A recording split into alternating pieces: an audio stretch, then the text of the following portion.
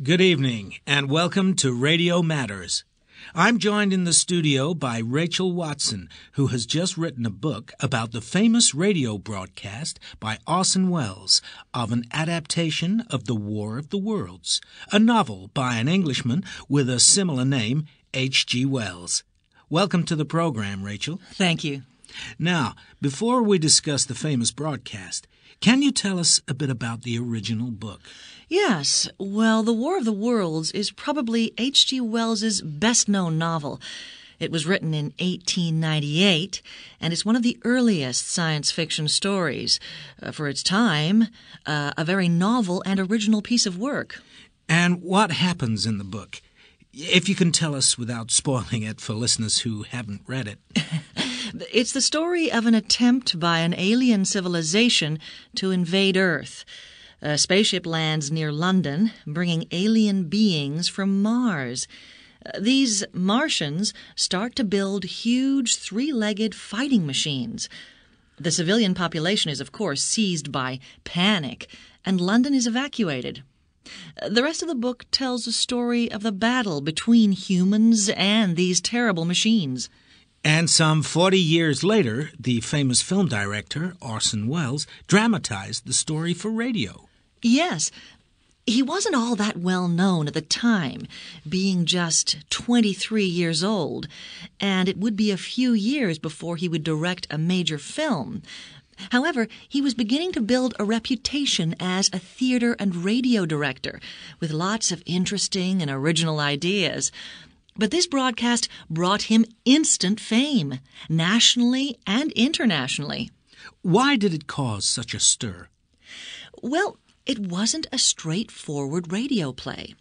It was done in a documentary style, with a series of live news bulletins reporting the landing of the Martian spaceship.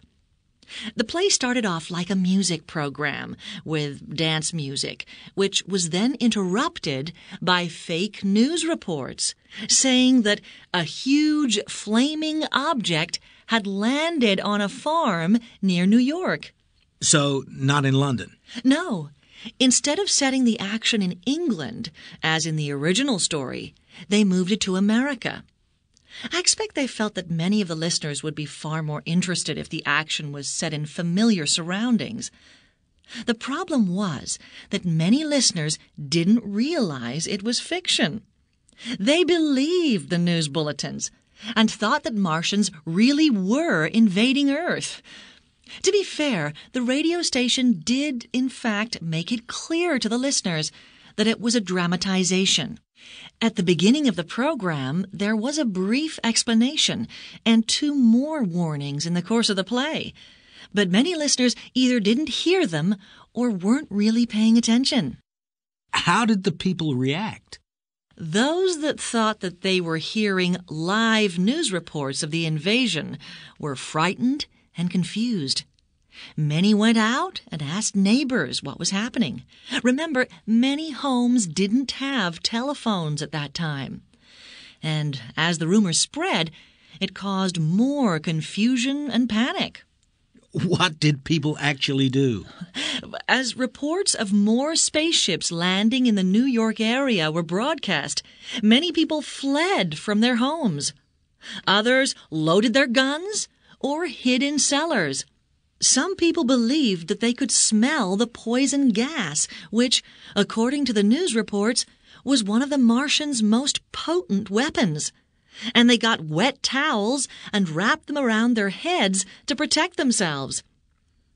It's been estimated that out of 6 million people who listened to the show, 1.7 million were completely taken in, and 1.2 million were confused and frightened.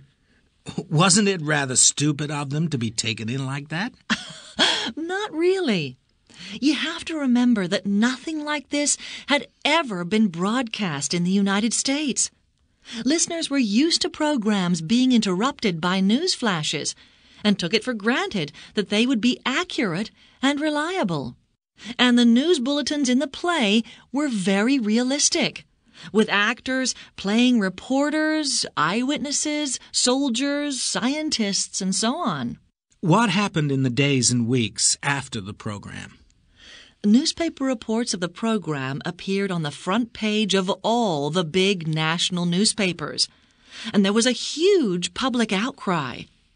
Many people accused the radio station of being dangerously irresponsible, but the radio station rightly pointed out that they did, in fact, warn listeners. However, they had to undertake never again to use this device for dramatic purposes. Thank you very much for coming in, Rachel, and telling us about this historical broadcast. My pleasure.